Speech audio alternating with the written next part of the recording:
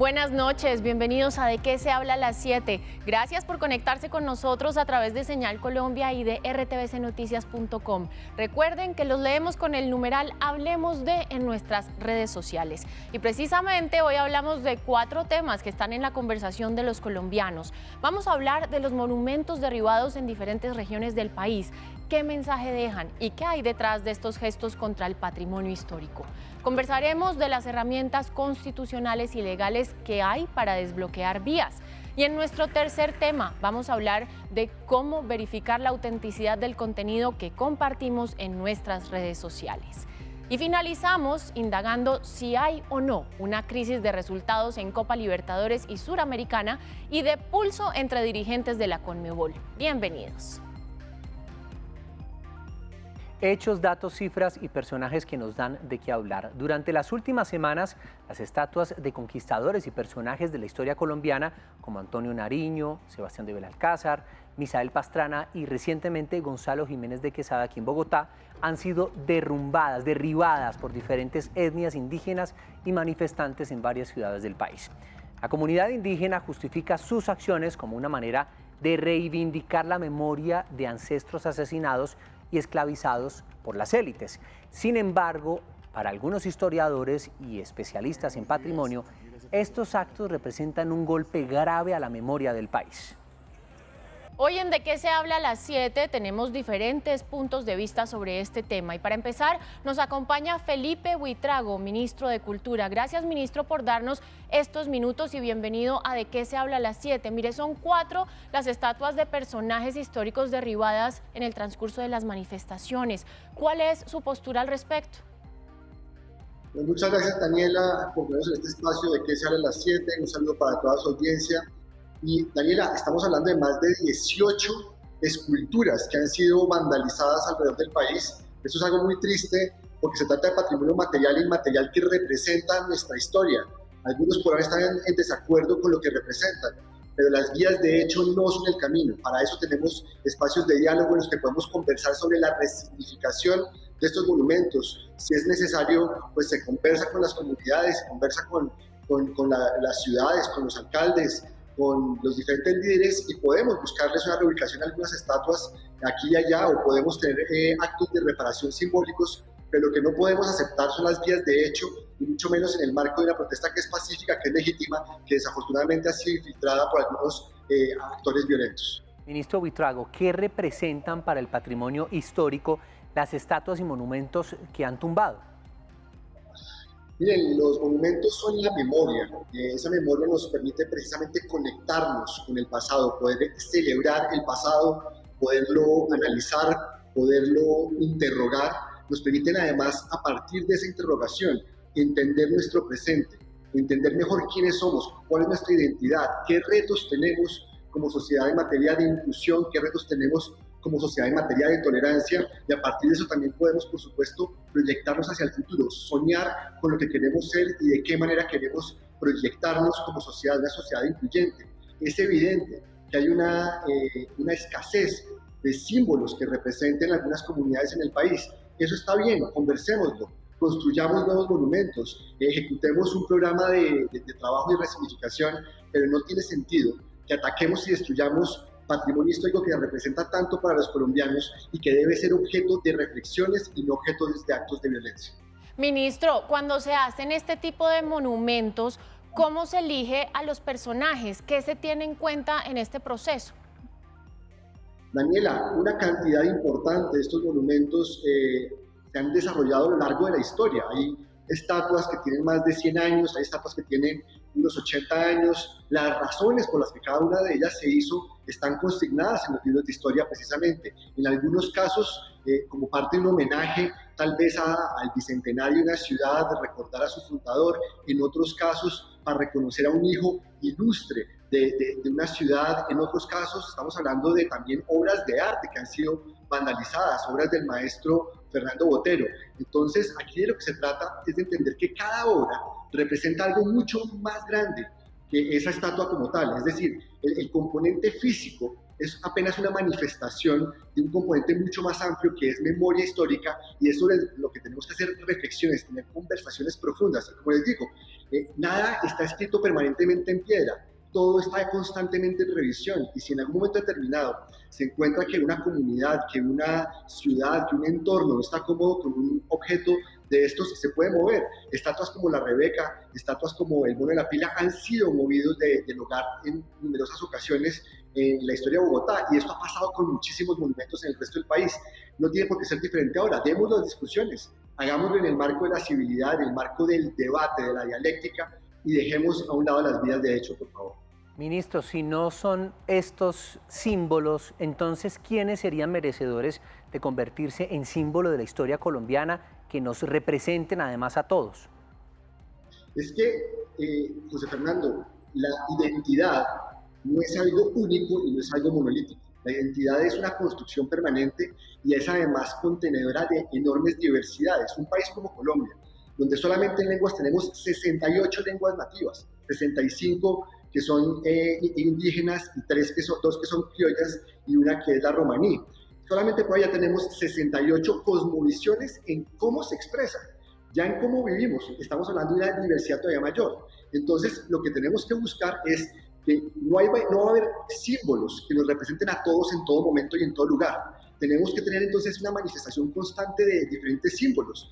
Habrá símbolos que representan una parte de la población, habrá símbolos que representan otra parte de la población, y eso tendrá que ser parte de la conversación, que si hay grupos que están excluidos de ese simbolismo, tenemos que trabajar juntos para darles esa representatividad. Pero la forma de lograr esa representatividad no es eliminar las demás, porque entonces terminamos eliminando el patrimonio, destruyendo nuestra arquitectura, destruyendo nuestros bienes de interés cultural, destruyendo esa memoria, y nos perdemos la gran oportunidad de tener debates y conversaciones sobre de dónde venimos y para dónde queremos ir. Usted precisamente también lo está diciendo, tal vez estas comunidades indígenas no se ven reflejadas en estos símbolos. Y usted habla también de una diversidad, no solamente de lenguas, de cultura, etcétera, y tal vez ellos no se ven representados y no hay suficientes símbolos que ellos también digan, bueno, acá me veo representado. ¿Por qué ha pasado en nuestro país para que estos símbolos no estén ya hace tanto tiempo? Debieron haber estado tal vez ya en alguna parte de nuestro país, pues en donde ellos, los indígenas, nuestros indígenas también se sientan representados, ¿no? Esa es la conversación que hay que dar, José Fernando. Se trata precisamente de entender que si yo estoy en un entorno urbano donde hay una población que responde a ciertas características, que tiene cierta historia, además el tiempo va cambiando la combinación de esa participación demográfica, socioeconómica. Entonces, una estatua ubicada en un parque particular pudo haber sido puesta ahí hace 80, 90 años por una comunidad que tenía un sentir. Esa comunidad sin duda puede haber cambiado, seguramente ha cambiado a lo largo de ese periodo de tiempo, y por lo tanto hoy hay otra comunidad que tiene otro sentir, pero que haya una comunidad diferente y que se necesiten nuevos símbolos no es excusa para una manifestación violenta, para unas vías de hecho que destruyen patrimonio, que destruyen memoria. Aquí lo importante es que conversemos y efectivamente, si la comunidad cambió de parecer, no pasa nada. Conversemos entonces, busquemos los mecanismos, que se creen nuevos símbolos y que los viejos símbolos se muevan a otros lugares, inclusive puede ser a museos de historia donde son parte precisamente de eso que se ha vivido y que han tenido nuestras ciudades como representación, pero que no pueden ser simplemente destruidas porque a mí no me representan, porque es que si esa va a ser la excusa, entonces destruimos todo porque nada nos representa a todos y alguien siempre va a estar inconforme con alguna manifestación o con alguna expresión simbólica de esta naturaleza. Felipe Buitrago, ministro de Cultura, gracias por acompañarnos en De qué se habla a las 7, y el ministro deja un mensaje, y es que se puede dialogar, no hay necesidad de atacar los diferentes monumentos y también patrimonio cultural e histórico del país. Así es, Daniela, muchísimas gracias. Muy importante que todos tengamos aprecio y cariño por nuestro patrimonio histórico y cultural. No importa qué represente, lo que importa es el debate que demos alrededor de cómo proyectarnos hacia el futuro a partir de esa memoria, a partir de esa identidad que se construye día a día y que nos debe llamar constantemente a la reflexión y a la resignificación. Llega ahora Pedro Velasco, él es gobernador del pueblo Misak. Gobernador Velasco, bienvenido a De qué se habla a las 7, gracias por estar acá con nosotros. ¿Cuáles son las principales motivaciones del pueblo Misak para tumbar las estatuas de estos personajes históricos? Buenas noches. Buenas noches a la audiencia de qué se habla a las 7 a nivel nacional e internacional.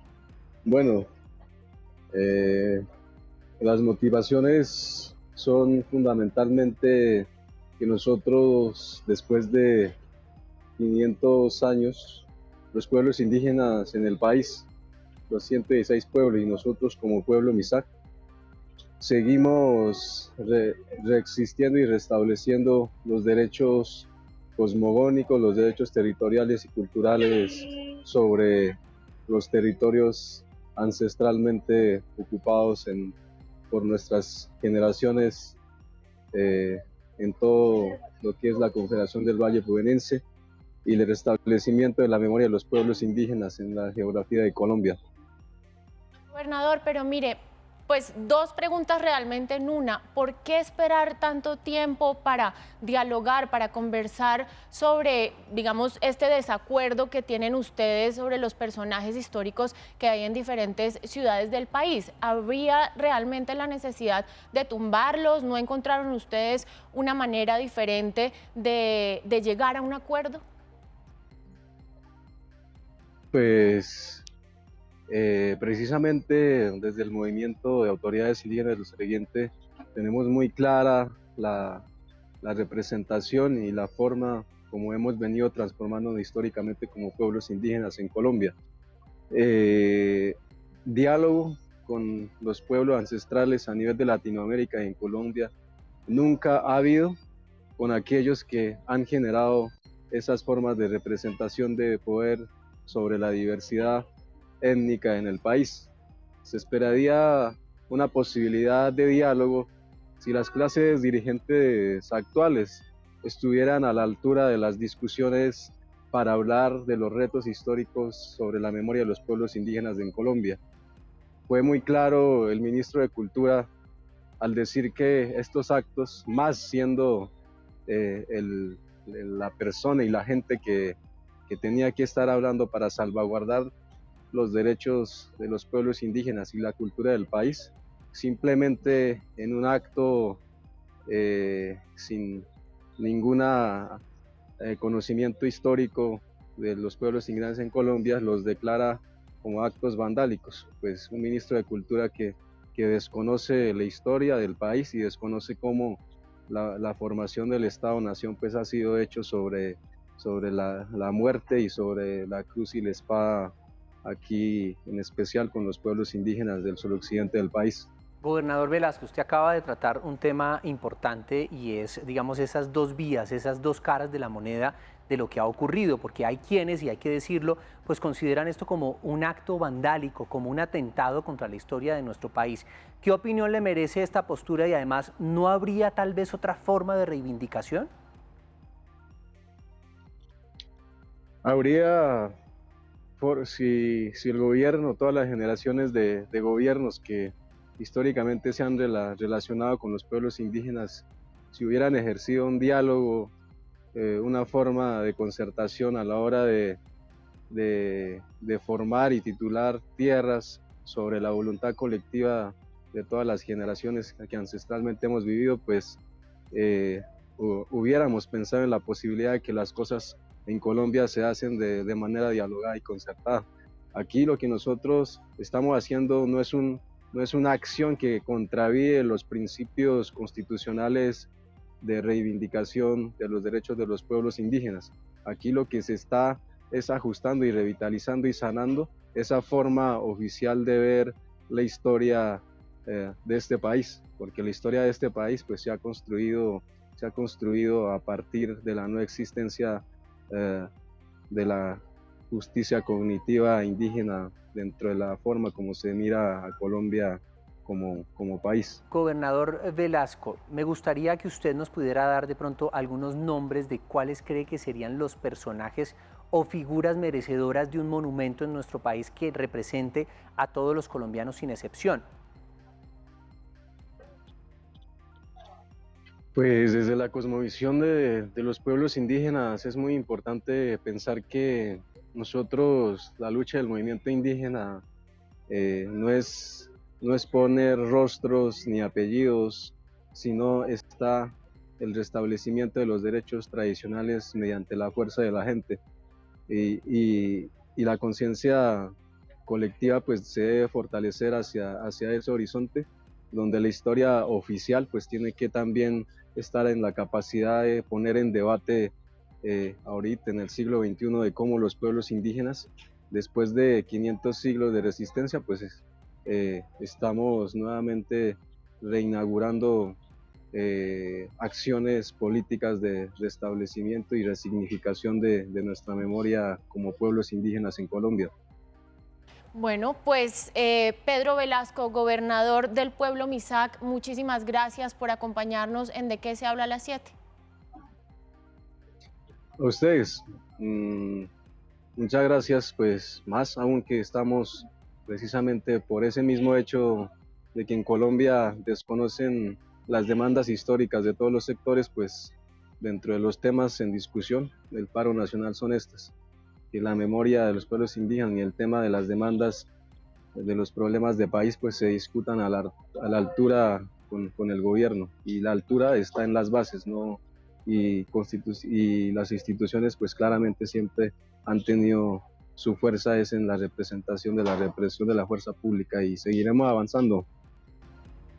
Bueno, y en estos momentos de angustia, de dificultades en nuestro país, quiero que disfrutemos un poco de esta música clásica, recordando al gran compositor, pianista y director de orquesta alemán Ludwig van Beethoven.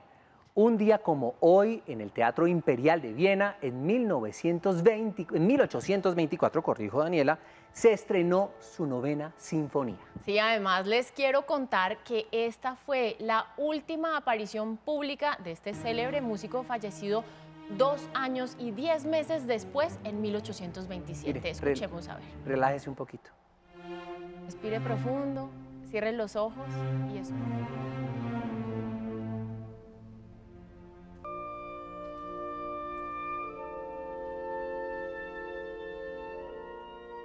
El cohete chino que tiene en vilo al mundo se aproxima a la Tierra a una velocidad, escuchen esto, de 27.600 kilómetros por hora.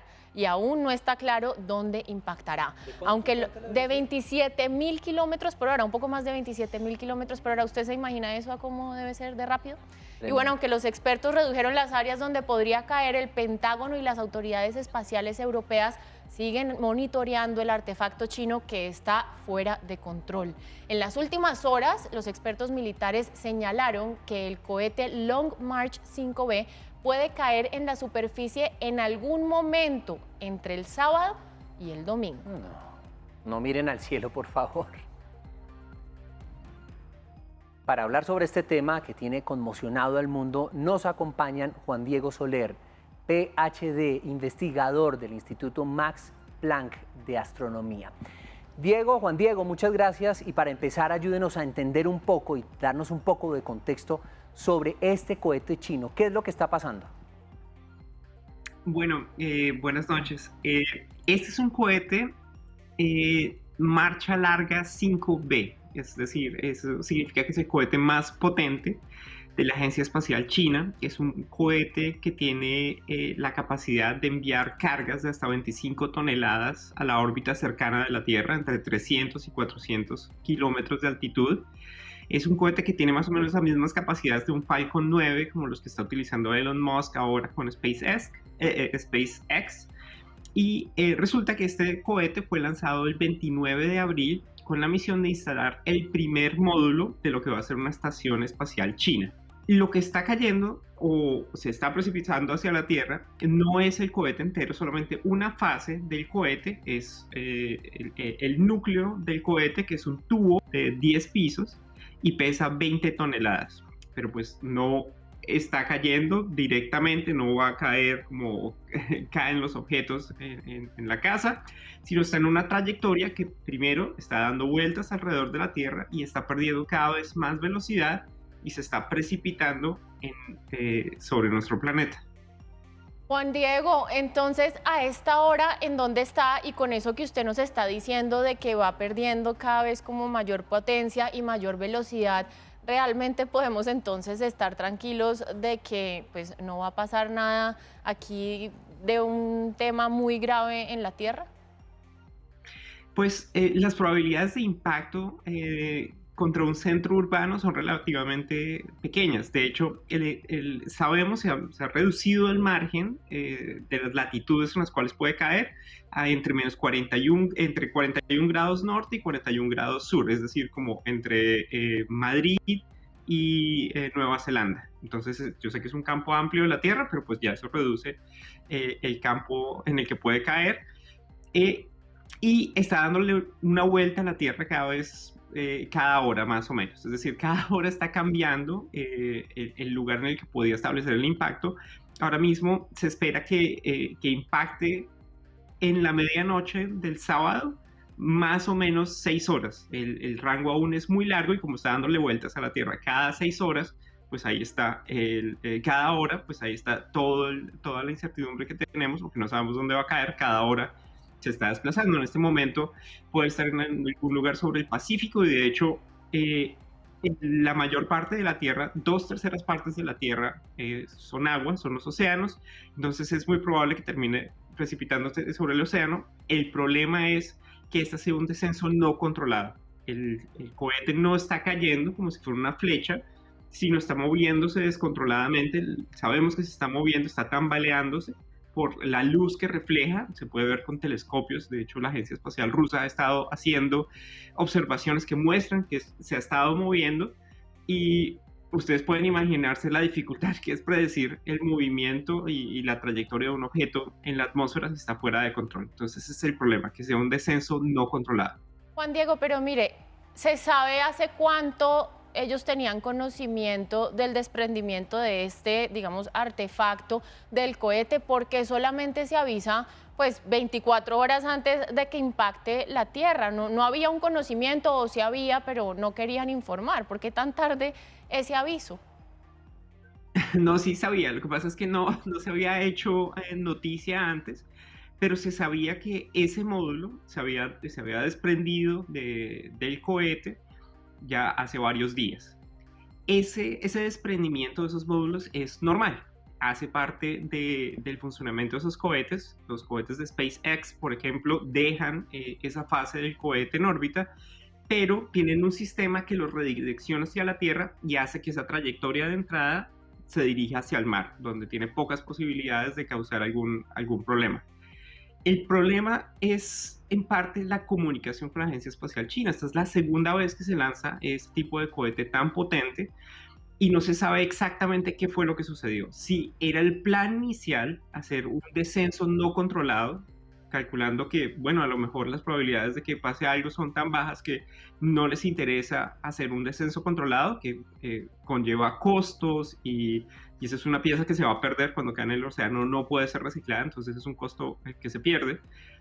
O simplemente falló ese sistema para recuperarlo. Cuando los cohetes de otras agencias espaciales, la Agencia Espacial Europea, por ejemplo, el Ariane 5, hace lo mismo, esa pieza desciende de forma controlada. Esta está cayendo de la misma forma que si ustedes quieren hacer el experimento en la casa, ustedes cogen un pitillo de los que se utiliza para tomar y no lo lancen como si fuera una flecha, sino láncenlo como si fuera un boomerang y podrán ver lo difícil que es predecir la trayectoria de ese objeto que está cayendo, simplemente porque pues por la atmósfera, además por la abrasión de la atmósfera, este objeto se va a comenzar a desintegrar. De hecho, no va a caer de lleno las 20 toneladas. Es muy probable que la mayor parte se desintegre por la abrasión en la atmósfera, pero es muy difícil predecir dónde van a caer esos fragmentos o cómo van a ser esos fragmentos. Pues con ese experimento usted nos deja aún más preocupados porque, claro, uno entiende que es tirar precisamente como un boomerang algo y que va precisamente descontrolado. Bueno, Juan Diego, muchas gracias. Usted está en Alemania. Gracias por atendernos desde uno de los institutos más prestigiosos de astronomía que hay en el mundo, Max Planck. Juan Diego, muchas gracias. Muchas gracias y recuerden que no es un motivo de pánico, hay que saber qué es lo que está sucediendo. Esto es un caso de irresponsabilidad espacial y creo que va a dar mucho de qué hablar porque este es el primero de 11 vuelos para instalar esta Estación Espacial Internacional. Entonces hay que mantener los ojos en el cielo. Muchas gracias.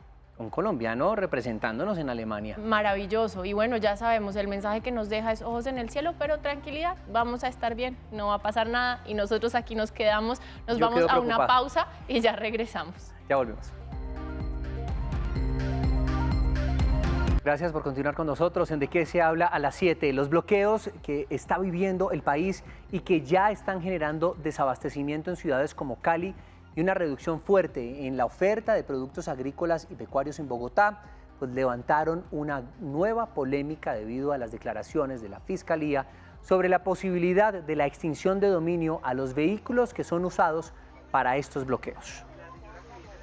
Y nos conectamos a esta hora con Javier Rincón Salcedo, director del Observatorio de Derecho Militar de la Universidad Javeriana. Doctor, bienvenido a De qué se habla a las 7 y muchas gracias por acompañarnos. Mire, ¿cómo se pueden tomar las declaraciones de la Fiscalía en torno a esta posibilidad que existe de la extinción de dominio a los vehículos que se están usando para bloquear las vías? Bueno, muy buenas noches, muchísimas gracias por la invitación. A ver, yo creo que la afirmación del señor fiscal es una afirmación que puede aparecer como muy fuerte dentro del marco de la situación que estamos viviendo, pero es una situación que tiene fundamento jurídico, es decir, no es una amenaza sobre la base de, o sin base, si lo quieren ustedes. ¿Qué es lo que sucede? ¿Cuál es el elemento cardinal dentro del marco de la posición del fiscal, como lo vemos desde la perspectiva de la norma? Básicamente, el fiscal considera, creo que en ciertos casos con buen criterio, que los bloqueos que se están realizando se pueden enmarcar dentro de lo que prevé el artículo 353A del Código Penal de la obstrucción a vías públicas que afecten el orden público. Y en consecuencia, como esa obstrucción que afecta el orden público es un delito, pues con fundamento en la comisión de ese delito o de allí se podría derivar una extinción de dominio de esos bienes. Ahora bien, hay que pues, ser sensatos en el sentido que no le corresponde o no es el fiscal el que decide si hay o no extinción. Lo que hace el fiscal es, si lo quieren, dar el inicio al procedimiento encaminado a que un juez determine si hay o no lugar a que se proceda a esa extinción de esos bienes que están siendo utilizados para la obstrucción de la vía pública. Doctor Rincón, dentro del mismo marco constitucional, ¿cómo se puede explicar que un derecho esté por encima de otro? La verdad es que dentro de nuestro marco constitucional no se trata de que un derecho esté encima de otro, o sea, si lo quiere, más importante en sí mismo que otro. Lo que sucede es que en cada caso se debe buscar hacer una ponderación de esos derechos para determinar en un caso concreto cuál debería prevalecer. Dentro del marco de estas discusiones que hemos tenido a raíz del paro, se ha querido oponer de alguna manera el derecho a la protesta frente a otros derechos fundamentales y otros derechos de carácter colectivo. Y en consecuencia hemos intentado simplemente poner uno encima del otro. Pero la verdad de lo que se trata es de ponderar y hacerlos hablar entre ellos de manera que se puedan ejercer los dos sin que el ejercicio de uno perjudique o afecte el ejercicio de los otros. Entonces, en el caso de la protesta está reglamentada, la protesta se puede ejercer, es un derecho, pero ese derecho, como todo derecho, tiene unos límites y en particular esos límites están dados por el derecho de las otras personas y por el derecho de la colectividad en su conjunto. De manera que el ejercicio del derecho de protesta no puede afectar ni puede entenderse como que pudiera ser una disculpa para afectar el ejercicio de otros derechos. No sé cuántos camiones hay en nuestro país, pero supongamos que en una vía X se ponen 25 camiones o se ponen 80 camiones, etcétera. Se expropian estos camiones por lo que ya hemos venido hablando, por la obstrucción y el paso a la misión médica, etcétera. ¿Esto cómo podría ser utilizado por los que están en la marcha. Esto no sería, y lo digo obviamente distanciándome un poco de esto, esto no sería de pronto echarle más fuego a lo que está ocurriendo. ¿No es mejor las vías del diálogo que ya se están empezando a surtir, que ya se están empezando a dar con las diferentes, digamos, actores sociales que están en medio de esta situación, en vez de empezar a hacer estas vías de hecho, que ya ellos obviamente comenzaron con unas vías de hecho, pero que dejar por lo menos a que el lunes comience esta discusión antes de ir a expropiarles estos camiones? Mire, yo creo que no es solo el deber ser en el sentido político del término, es que el reglamento para el ejercicio de la actividad de control de policía obliga a que ese sea el procedimiento, es decir, que se comience primero por un diálogo, que se intente entonces solucionar las cosas de una manera tranquila, pero no se puede olvidar que los órganos de seguridad y también las autoridades civiles tienen una obligación frente al conjunto de la colectividad de garantizarle a la colectividad también sus derechos. En consecuencia, el diálogo también tiene un límite y ese límite pues lo va a llevar a ir utilizando poco a poco otra serie de medidas más drásticas que inclusive esperamos que no tenga que ser así, podría llegar a ser el uso de la fuerza. Sin duda alguna, en una situación tan caldeada como la que estamos viviendo, el uso de la fuerza o el uso de mecanismos coercitivos, como sería, por ejemplo, la retención, la confiscación o simplemente el tomar esos camiones y llevárselos con una grúa a los patios, pues puede caldear aún más los ánimos y podría terminar en una cuestión catastrófica, sobre todo en un escenario como el que usted propone de 25, 30 camiones. Claro, eso puede llevar a que la situación explote y no es lo aconsejable, pero sí creo que hay que poner también un poco sobre la mesa el elemento obligacional de nuestros órganos de seguridad e, insisto, de nuestras autoridades civiles, administrativas, de garantizar los derechos de todos, no solo de los que protestan, sino también de quienes no están protestando y de quienes, por ejemplo, se benefician del transporte de carga y que en este momento no están pudiendo llevar su carga hasta los lugares de destino, y eso les está generando no solo consecuencias económicas, sino inclusive afectando su subsistencia. Garantizar los derechos de todos los colombianos. Con esto nos deja el doctor Javier Rincón Salcedo. Muchísimas gracias por acompañarnos en De qué se habla a las 7. Muchas gracias a ustedes por la invitación. En serio que llegan muchas cosas por minuto en nuestras redes sociales, en WhatsApp, etcétera. No alcanzamos a verificar, vamos a ver, porque nosotros le preguntamos a nuestros televidentes a través de las redes sociales @RTVC Noticias. A propósito, ¿validas la info que te llega a través de las redes sociales? Y esto contestaron, mire, verá. A ver. La primera opción, sí. Póngale cuidado, 71% de las personas valida la información que le llega. Y no el 0%. 3, veo medios que lo hacen, 29%, una buena opción. Y 4 dice, confío en lo que llega, 0%. Nadie votó por esa opción. No ¿Será creo, cierto? no A mí me creo. genera un poco de dudas, ¿a usted no? Sí, yo creo que no fueron tan honestos. Hay De que verificar pronto, esa información. Hay que verificar esa información. Nosotros vamos a una nueva pausa y ya regresamos en De qué se habla a las 7.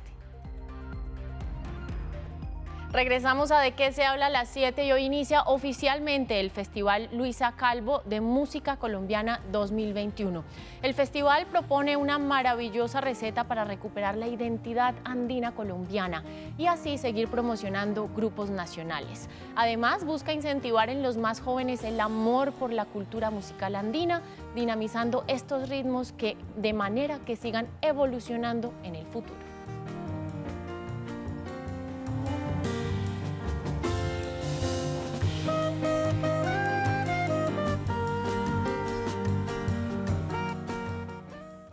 Mire, Daniela, qué pena que es que estaba aquí revisando constantemente, no sé si le pasa últimamente, por lo menos por estos días en Colombia, llega y llega información, videos y videos y videos, y uno sin saber si son verdad o no. Sí, de acuerdo. A mí todo el tiempo en redes sociales me meto a Twitter, me meto a Instagram, me meto a Facebook y lo único que veo es un montón de videos y de textos y de información que francamente uno se pregunta si realmente pues son verídicos o no, o qué tanto contexto tienen. Además, muy sensible, pues en tiempos donde la información nos desborda por completo a todos y por todos los frentes, y la información además a veces es sesgada, los mensajes editados y las noticias falsas inundan Internet, pues es muy importante empezar a debatir sobre la necesidad urgente de elaborar un protocolo de chequeo, casi que un chequeo cruzado de datos en todas las redes sociales que existen para verificar que la información que nos llega pues sea verídica y no antes de compartirla. Pues por eso José Fernando y televidentes se conecta con nosotros desde España a esta hora Santiago Sánchez, consultor de comunicaciones en minería especializada de datos, narrativa, transmedia y medios digitales. Santiago, buenas noches, bienvenido a De qué se habla a las 7. Y bueno, pues con lo que acaba de decir José Fernando, la primera pregunta es, ¿cómo vamos a explicar esta tendencia que hay a compartir ese contenido sin verificar, especialmente en circunstancias como las que está viviendo nuestro país? Porque hay que decirlo, no sucede solamente ahorita, pero cuando hay momentos de crisis tiende como a aumentar ese fenómeno de ir compartiendo todo lo que encontramos sin detenernos un minuto a pensar. Buenas noches, Daniela y José Fernando. Bueno, vivimos, digamos, una época en la que adherirse o opinar es mucho más fácil que antes. Hoy en día no solamente es fácil, sino que además las redes sociales castigan el silencio. Entre menos opines, entre menos participes, menos popular eres, menos influyente eres. Y en ese escenario, digamos que nos enfrentamos a algo, y es que hay muchas cosas en el mundo, digamos, de redes sociales, de la información en general, que pueden resultar verosímiles, pero que no necesariamente son verdad. En contextos como la pandemia, por ejemplo, cuando se estaba hablando de todo el tema de los virus y demás, existían un montón de teorías conspiranoicas que hablaban de cómo el virus fue diseñado y no sé qué, y en un contexto como ese eso puede resultar verosímil, es decir, que puede interpretarse como verdadero, pero no necesariamente lo era. Pasa lo mismo ahora con el paro nacional, hay mucha información que está rondando por ahí, hay imágenes, por ejemplo, hay un video que Colombia Check ha dicho hace poco, creo que hoy, que eran las imágenes de unos policías aparentemente violentando unos negocios, y resulta ser que eran unas imágenes de Venezuela del año 2017. Entonces, estamos constantemente inmersos en una dinámica, digamos, de datos, de videos, de fotografías que no necesariamente están verificados, no necesariamente están comprobados, y uno como usuario, pues, francamente tiene también una responsabilidad muy grande ante eso. Yo creo que además, como bien decía José Fernando hace un rato, nos enfrentamos al sesgo de confirmación, ¿no? Creemos en las cosas que confirman nuestras creencias. Entonces, si yo veo un reporte o veo un video que de repente tengo una versión por la fuerza pública y veo un video de agresión a los manifestantes que no necesariamente responde, por ejemplo, a este paro nacional, igual lo voy a compartir porque creo que es verídico, ¿no? Yo creo que el gran desafío del usuario digital hoy en día es establecer el grado de fiabilidad de los contenidos que consume, que comparte. Santiago, ayúdenos a hacer ese chequeo cruzado, usted que es experto en este tema, para poder identificar tal vez una noticia falsa o que tiene ausencia de datos verificables. ¿Qué debemos hacer o qué no debemos hacer? Ayúdenos como en un pequeño checklist para salir de dudas. Mire, en Twitter, por ejemplo, el 70% de las noticias falsas tienen un 70% de probabilidad de ser retuiteadas más que las noticias verdaderas, ¿no? ¿Por qué? Porque utilizan, por ejemplo, titulares muy explosivos. Y aquí iría la primera recomendación. Si el titular es muy explosivo, antes de compartirlo, hágale clic, abra el link, lea lo que dice, revise la web del autor o revise la web del preste atención al niño, preste atención a la URL, y si tiene tiempo y puede hacerlo, métase a mirar acerca de nosotros. Yo hoy entro a un periódico nacional, puedo mirar al final de la página web quiénes son, ¿no? Y verificar si realmente son un medio real. Si es un medio, por ejemplo, de estos que hacen sátira o que, digamos, se dedican al humor, pues tienen que decirlo por puro principio. Ahora, ¿Qué otras cosas podemos hacer? Con videos y con fotografías. Hay una recomendación que están haciendo varios medios independientes ahora en el contexto del paro nacional, y es cuando usted grabe un video y lo publique en redes sociales, diga en dónde, a qué hora y cuándo fue. Porque esos datos, digamos, permiten de alguna manera contextualizar la información. Yo creo que el gran desafío que tenemos hoy es empezar a entender la importancia del contexto. Otro, digamos, tema que funciona mucho y que yo creo que sobre todo en redes sociales es dude. Y si usted confía de la fuente, pues igual verifique. No importa que lo haya tuiteado su líder político, verifique. Porque usted, y pregúntese si va a compartir eso y por qué lo va a compartir, y pregúntese si eso es mentira, si usted está dispuesto a asumir el costo que eso tiene para su propia credibilidad. Yo pienso que aquí hay un tema cultural y es muy importante empezar a entender que esto no pasa solamente en Colombia, esto pasa en el mundo. De hecho, hay redes dedicadas, digamos, a la verificación de datos precisamente por eso. Yo creo que una cosa que podemos hacer nosotros como usuarios de redes sociales, entre otras cosas, es empezar a verificar si las personas que están opinando son expertos, si los datos que están, digamos, ofreciendo, de qué fuentes provienen, si son fuentes oficiales, si no. Ahora, ustedes dirán, el usuario digital no tiene tiempo para eso, ¿no? Y aquí es donde viene el gran desafío que tenemos para utilizar, sobre todo en estos momentos tan críticos, y es la prisa. Nosotros hoy nos movemos entre la ignorancia y la incertidumbre. Y no solo sabemos muy poco de muchas cosas, sino que para rematar opinamos de todo a pesar de ello. Yo pienso que no se trata solo de vencer en este momento las noticias falsas, sino de vencer la ignorancia como un escenario de debate social. Y para lograr eso, pues todos tenemos que empezar a entender que tenemos un rol en toda esa dinámica. Y como usted lo decía, Santiago, pues es nuestra responsabilidad como usuarios también tomarnos esos minutos o esos segundos para pensar. Y como dicen por ahí también, ante la duda abstente. Entonces, si yo recibo ese video, me lo encuentro o veo una noticia que me genera duda, ¿dónde puedo denunciarlo? ¿Dónde puedo denunciar una noticia falsa, algo que quizás no corresponde a la situación que se vive? Usted nombraba ahorita Colombia Check, que es una de las plataformas digitales, pero hay otros medios con los cuales uno como ciudadano pueda contribuir un poco a que este tipo de contenido no se expanda masivamente y termine pues generando caos. En realidad sí, incluso las propias redes sociales. Facebook tiene una red global de 80 verificadores de datos, digamos, y tiene la posibilidad de que uno denuncie si un contenido, pues, presuntamente es falso. Ahora, además de Colombia Check, pues hay otros medios que han sacado iniciativas muy interesantes como La Silla Vacía, que tuvo su detector de mentiras, y también uno, digamos, se puede remitir a esos medios un poco para verificar. Pongo un ejemplo. Hace poco estaba viendo el tema de la bandera al revés, que fue una cosa súper viral porque todo el mundo compartió la bandera al revés, y entonces qué significaba una cosa, qué significaba la otra. Colombia Check hizo un artículo sobre el tema y explicaba qué significa y qué no.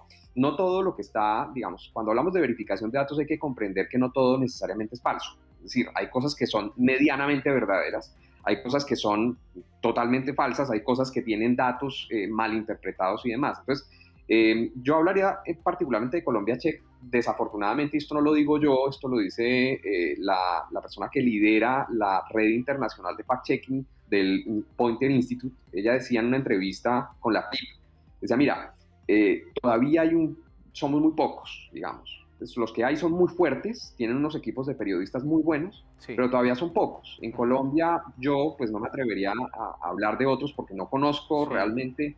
Si están muy fuertes, que es probablemente uno de los mejores.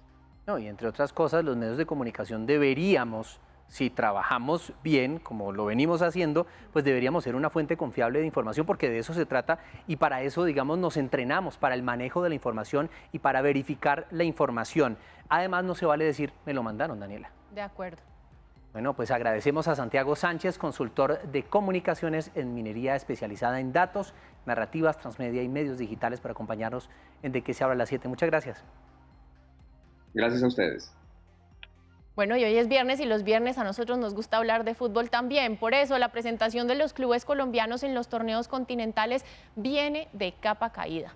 Miren, los malos resultados contra equipos en el papel con menores nóminas y recorridos dejan una preocupación en la DIMAYOR y la Federación de Fútbol Colombiano. Además, con las decisiones de cambio de localía por las marchas en el país, las dudas del peso que Colombia tiene en la Conmebol, pues salieron a relucir. Mena, ojo con Mena, tiro Para hablar de este tema nos acompaña Juan Pablo Coronado, productor de contenidos deportivos de RTVC, y Germán Arango, gracias por estar de nuevo con nosotros, periodista deportivo. Muchas gracias por acompañarnos. Juan Pablo, comencemos entonces. ¿Cómo podríamos evaluar el papel de los equipos colombianos en los torneos de la Conmebol? José Fernando, muchísimas gracias por la invitación y bueno, un saludo cordial para todos y para todas que a esta hora están conectados. Bueno, hay que hacer la valoración teniendo en cuenta que en buena medida con lo que ocurrió esta semana y ese cambio intempestivo de sedes para los equipos colombianos en Copa Libertadores, pues el rendimiento ha bajado ostensiblemente, y es que con la decisión que tomó la Conmebol de mudar los partidos a otros lugares del continente, pues la ventaja deportiva que a priori tenían equipos como Santa Fe, como Atlético Nacional para encarar sus respectivos juegos, pues dejó de existir. Y si revisamos los resultados, a la espera por supuesto del partido de Deportes Tolima esta noche en Lima, pues ninguno de los equipos ha ganado. Y no solamente pasa por la parte deportiva, creo que también un poco el futbolista y el entrenador de los equipos colombianos está también preocupado por lo que ocurre en Colombia, y eso de una u otra manera influye en el rendimiento deportivo. Mire, Germán, ¿este rendimiento tendrá que ver con la estructura del torneo colombiano? De eso no me cabe absolutamente la menor duda, y sobre esto han generado ya una voz de alerta técnicos como Luis Fernando Suárez, como el propio Jorge Luis Pinto, y el asunto es muy simple. El sistema del campeonato profesional colombiano está recargado de cantidad de partidos. Cuando usted tiene cantidad de partidos innumerables, usted no tiene tiempo de planear, de planificar, de revisar táctica y estratégicamente a su equipo. Usted se prepara es para competir, compite, se recupera, compite, se recupera, compite, y sobre todo sabe que confía demasiado y depende demasiado del talento individual del jugador y no de lo que usted como técnico planea y puede producir en términos de estructura de equipo. Entonces, cuando los equipos colombianos combinan una temporada supremamente cargada de partidos domésticos con todos estos avatares que están viviendo a nivel internacional con tantos viajes, etcétera, pues el jugador no va a rendir como se espera y como se desea. Y a esto súmele, por supuesto, que estamos nosotros en copas internacionales quedando en nuestra plata a nivel de rendimientos, porque clubes como los ecuatorianos están haciendo mejor nivel, y clubes que no son tan fuertes, como por ejemplo anoche La Guaira frente a América, un partido que América sí iba a jugar como visitante y lo jugó según lo planeado, pues América no pudo superar a La Guaira. Entonces estamos en una situación muy compleja y muy complicada, pero el problema es que en el fútbol profesional colombiano se prevalece el espectáculo en la pantalla, que por ahora es el ingreso sólido que tienen los clubes, pero entre más partidos, menor calidad de espectáculo y menor nivel técnico de los equipos. Por supuesto, pierde calidad del show y entonces la transmisión no es tan interesante también, además de la transmisión de estos partidos. Juan Pablo, ¿cómo se podría describir la relación actual de la Federación de Fútbol Colombiano con la Conmebol? Bueno, pues es muy estrecha, a decir verdad, porque Ramón Yesurún, el presidente de la Federación Colombiana de Fútbol, no solamente forma parte del Comité Ejecutivo de la Conmebol, sino también del Comité Ejecutivo de la FIFA. Y siempre están constantemente evaluando temas de actualidad coyunturales por lo demás. Digamos que a nivel de Federación Colombiana de Fútbol con la Conmebol, la relación es bastante estrecha, por no decir sólida o robusta, pero cuando hablamos a nivel de clubes, el tema ya empieza a cambiar un poco, porque ya a nivel de clubes hay equipos que tienen peso en el continente que no se comparan con los que tienen los equipos colombianos a nivel internacional. Para ponerles un ejemplo, River Plate y Fluminense jugaron ayer los partidos de Copa Libertadores contra equipos colombianos, y claramente al denotar estos equipos su preocupación con lo que estaba ocurriendo en nuestro país, pues obviamente fueron influyentes y factores determinantes para trasladarse de los partidos. Entonces, creería que a nivel de selecciones la influencia de la Federación Colombiana de Fútbol con la Conmebol es importante, pero a nivel de clubes sí el tema es un poco más distinto, porque Argentina y Brasil tienen equipos poderosos, no solamente en la parte deportiva, sino en la parte económica, y eso también marca la tendencia y marca la diferencia. Claro, Germán, mire, ¿cómo cree usted que podríamos dar ese salto de calidad pues para volver a llegar a instancias finales en una Copa Continental? Pues mire, hay una frase o hay un término supremamente usado que cuando hay crisis, y es la famosa reingeniería. Hay que repensar el campeonato profesional del fútbol colombiano, tanto en la primera división, donde tenemos 19 equipos, como en el torneo de ascenso donde tenemos 16. Ahí de entrada hay una ilógica, porque en lo normal del mundo, la primera división tiene menos equipos que la división de ascenso. Aquí es totalmente al revés, pero además la división de ascenso no tiene descensos hacia una tercera categoría. Luego los clubes que están en el torneo de ascenso, si no suben de categoría de alguna manera, pues no reciben ningún tipo de, ¿cómo llamarlo?, de estímulo por conservar su cupo en la B. Entonces, aquí hay que hacer un replanteamiento del sistema estructural. No trabajamos divisiones menores. Por supuesto que con el tema de la pandemia, los campeonatos aficionados y los campeonatos sub-20 pasaron al olvido. Nosotros no estamos creando nuevas semillas, no estamos creando la formación de futuros talentos. Estamos a menos de un mes de unas eliminatorias y de una Copa América, y a mí me recuerda esto lo que pasó en la famosa generación dorada del 90 encabezada por el Pibe Valderrama, por René Higuita, por Freddy Rincón, por el Tino Asprilla. Nos alcanzó esa generación dorada para 3 mundiales y después entramos en el ostracismo. Vamos exactamente para lo mismo. Creer que el espectáculo en primera es lo último es el gravísimo error. Estamos descuidando la base, estamos descuidando el ascenso, estamos descuidando la calidad por darle prioridad a la cantidad, y eso definitivamente es un error muy grande. Hay que sentarse a pensar desde la dirigencia cómo darle un vuelco estructural al fútbol profesional colombiano para que desde la base vuelva a tener esos cimientos importantes que hoy lo tienen muy débil. De hecho, se prescinde siempre de los juveniles, siempre que se necesitan de pronto para jugar, los equipos no los convocan, no los llaman, y ahí es donde viene el verdadero problema. Pues grandes luces nos dan ustedes dos, Juan Pablo Coronado, productor de contenidos deportivos de RTVC, y Germán Arango, periodista deportivo. Gracias por estar con nosotros en De Qué Se Habla a las 7. Con mucho gusto. Muchas gracias por la invitación. Bueno, y a ustedes también gracias por acompañarnos en De Qué Se Habla a las 7. Los dejamos ahora con la emisión central. Y el próximo lunes volvemos con más temas de interés. Chao, feliz noche.